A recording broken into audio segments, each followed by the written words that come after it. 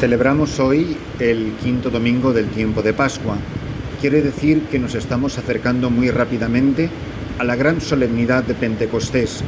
Y creo que uno de los peligros más grandes que tenemos todos según van pasando los días de la Pascua es, que ir aflojando en la intensidad o pensar que hay que volver a, entre comillas, a lo de siempre, como si lo normal fuera la mediocridad, el poco empuje, el poco fuelle, el no tener entusiasmo, mientras que debería de ser todo lo contrario, que según van pasando los días de Pascua, más va aumentando en nosotros la alegría, el gozo, la esperanza de recibir al Espíritu Santo. Cada vez vamos siendo más conscientes de lo que significa Jesucristo resucitado.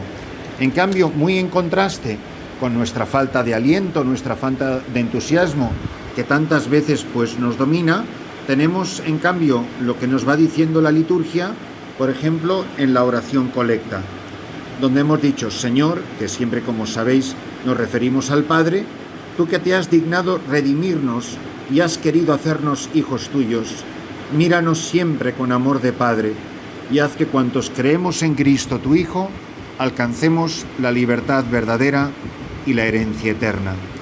Es un párrafo maravilloso, es una oración que nos introduce a todo el misterio de esta liturgia dominical. En la primera lectura de los Hechos de los Apóstoles se nos habla de cómo los discípulos, al ir creciendo el número de los discípulos de lengua griega, se quejaron contra los de lengua hebrea, diciendo que en el suministro diario no atendían a sus viudas.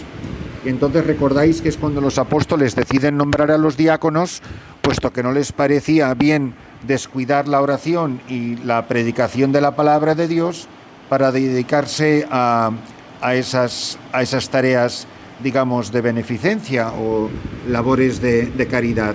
Dicen: no nos parece bien descuidar la palabra de Dios para ocuparnos de la administración. Y en cambio, en la primera carta del apóstol San Pedro, se nos recuerda algo fundamental que quisiera convertirlo en el tema de esta homilía, donde el apóstol nos dice: acercándonos al Señor, la piedra viva desechada por los hombres, pero escogida y preciosa ante Dios, también vosotros, como piedras vivas, entráis en la construcción del templo del Espíritu, formando un sacerdocio real. Y aquí viene la clave de lo que Él nos quiere dejar, dicho: para vosotros los creyentes es de gran precio, pero para los incrédulos es la piedra que desecharon los constructores. Esta se ha convertido en piedra angular, en piedra de tropezar y en roca de estrellarse. Vosotros, en cambio, sois una raza elegida, un sacerdocio real, una nación consagrada, un pueblo adquirido por Dios para proclamar las hazañas del que os llamó a salir de la tiniebla y a entrar en su luz maravillosa. Mirad una vez más la expresión: también vosotros, como piedras vivas, entráis en la construcción del templo del Espíritu, y nos estamos preparando a la venida del Espíritu Santo en Pentecostés, el don del Espíritu, el Paráclito, que el Padre nos enviará por mediación del Hijo. Y en el Evangelio repetimos dos pasajes del Evangelio que acabamos de contemplar en estos últimos días de la cuarta semana de Pascua, donde por una parte Jesús dice: en la casa de mi Padre hay muchas estancias, y me voy a prepararos sitio, y volveré y os llevaré conmigo, para que donde yo esté, estéis también vosotros, y a donde yo voy ya sabéis el camino. Y es cuando Tomás le dice: Señor, no sabemos a dónde vas, ¿cómo podemos saber el camino? Jesús le responde: yo soy el camino y la verdad y la vida. Nadie va al Padre sino por mí. Y por otra parte, aparece también Felipe, que le dice: Señor, muéstranos al Padre y nos basta. Y le replica Jesús: hace tanto tiempo que estoy con vosotros y no me conoces, Felipe. Quien me ha visto a mí, ha visto al Padre. ¿Cómo dices tú, muéstranos al Padre? ¿No crees que yo estoy en el Padre y el Padre en mí? Mirad, después de muchísimos años de vida sacerdotal y de muchos años de vida misionera, estoy cada día más convencido que el gran problema de los católicos no es ni el Padre, ni el Hijo, ni el Espíritu Santo, ni la Santísima Trinidad. Que el gran peligro, que la gran dificultad que la gran piedra de choque que tenemos todos es el misterio de la Iglesia. Nos cuesta mucho amar a la Iglesia. Nos parece muy fácil, muy bonito, muy enternecedor. Vamos a horas de adoración al Santísimo, escuchamos canciones de lo más melosas, todas: Jesús, te quiero mucho, yo sé que me amas, me llevas en tu corazón, yo te llevo en el mío. Bueno, todas esas cosas tan bonitas que a todos nos gustan tanto. Pero yo no sé si le tenemos el mismo amor al cuerpo de Cristo, que es la Iglesia, que tenemos a la cabeza de la Iglesia, que es Jesucristo. Lo que no me explico es cómo nos puede decir la palabra de Dios en San Pablo que Cristo amó a su Iglesia y se entregó por ella. ¿Cómo es posible que Jesucristo ame a la Iglesia hasta el punto de dar la vida por ella y yo le tenga tan poco amor a la Iglesia y tan poco afecto a la Iglesia? Hay varias imágenes que son fundamentales para entender el misterio de la Iglesia. La Iglesia, que es la comunión con Jesús, la Iglesia, que es un solo cuerpo, la Iglesia cuya cabeza es Jesucristo, la Iglesia que es la esposa de Cristo el Señor. Mirad, es importantísimo que sobre todo contemplemos en este tiempo de Pascua, ya preparándonos a Pentecostés, que contemplemos cómo es la Iglesia la que es templo del Espíritu Santo. Y me apoyo en algunas palabras, expresiones del Catecismo que creo que pueden ser muy iluminadoras. Por eso es importantísimo siempre contemplar la unidad de Cristo y de la Iglesia, que son cabeza y miembros del cuerpo, que implica, por supuesto, una distinción entre ambos en una relación personal. Por eso, este aspecto es expresado con frecuencia mediante la imagen del esposo y de la esposa. El tema de Cristo, esposo de la Iglesia, fue preparado, recordad, por los profetas y anunciado por Juan Bautista. El Señor se designó a sí mismo como el esposo. Él se refiere a sí mismo en muchas ocasiones, en muchas parábolas, como el esposo. El apóstol presenta, San Pablo, a la Iglesia y a cada fiel como miembro del cuerpo de Cristo, como una esposa desposada con Cristo Señor, para no ser con Él más que un solo espíritu. Ella es la esposa inmaculada del Cordero Inmaculado. Esto lo vemos de una manera preciosa en el libro del Apocalipsis, a la que Cristo amó y por la que se entregó hasta santificarla. La Iglesia es la que Él asoció mediante una alianza eterna y de la que no cesa de cuidar como de su propio cuerpo. Mirad, hay unas palabras preciosas de San Agustín que os invito a contemplar a este respecto. Lo que nuestro espíritu, es decir, nuestra alma, es para nuestros miembros, eso mismo es el Espíritu Santo para los miembros de Cristo, para el cuerpo de Cristo, que es la Iglesia.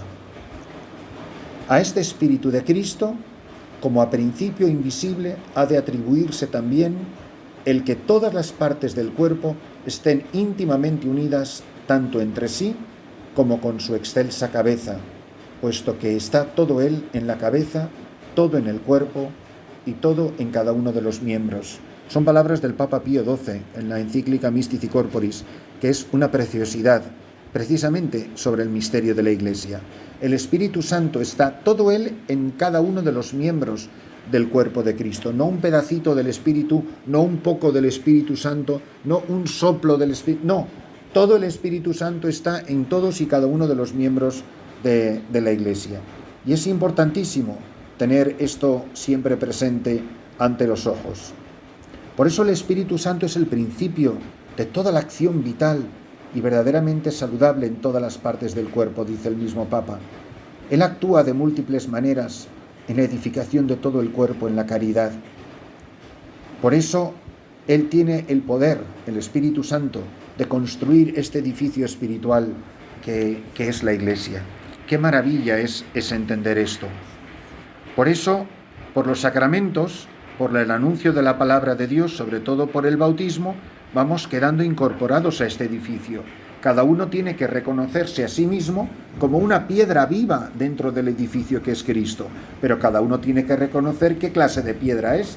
Por eso a los apóstoles no les parece mal que se atienda a las viudas griegas como a las hebreas, Lo que les parece mal es tener que hacerlo ellos. ¿Por qué? Porque ellos en el edificio tienen otra tarea, que es dedicarse a la palabra de Dios.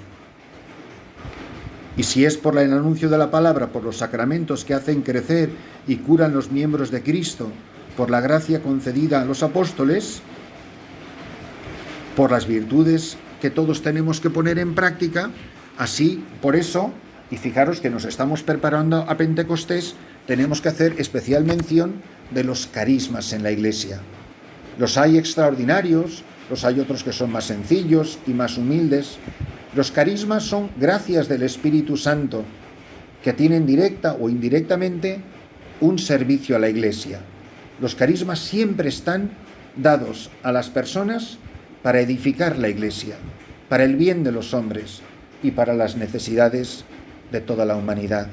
Por eso los carismas se han de acoger con reconocimiento por el que lo recibe y también por todos los miembros de la Iglesia. Y alegrarme de que otro tenga un carisma que yo no he recibido, porque el don que esa persona ha recibido me está haciendo bien a mí, y el don que yo he recibido no es para mi vanagloria, sino para ponerme al servicio del resto del cuerpo de Cristo.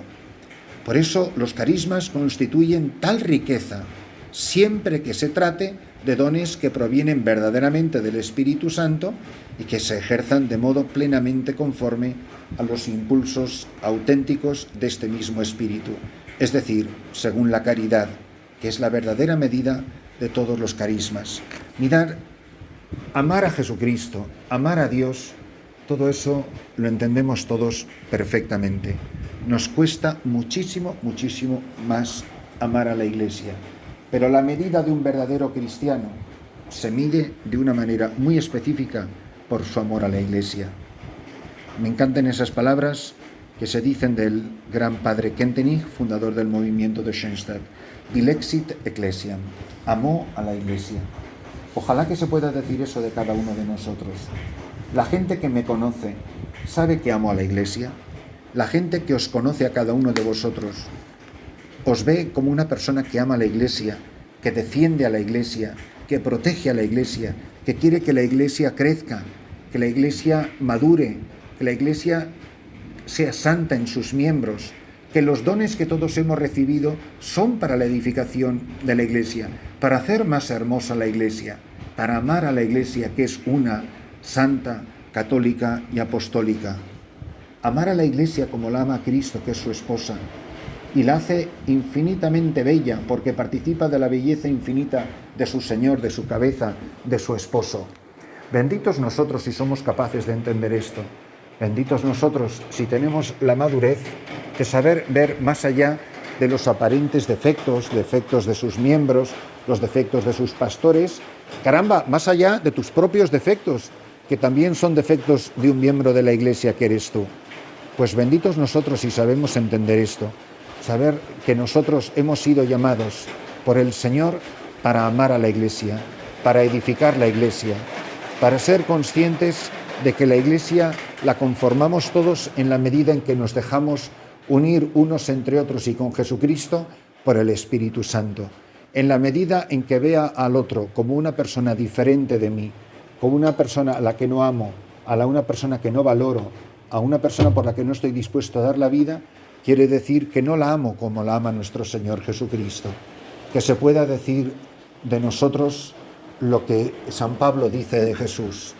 Jesucristo me amó y se entregó por mí. Jesucristo amó a la Iglesia y se entregó por ella. Que tú y yo amemos a la Iglesia y nos entreguemos por ella.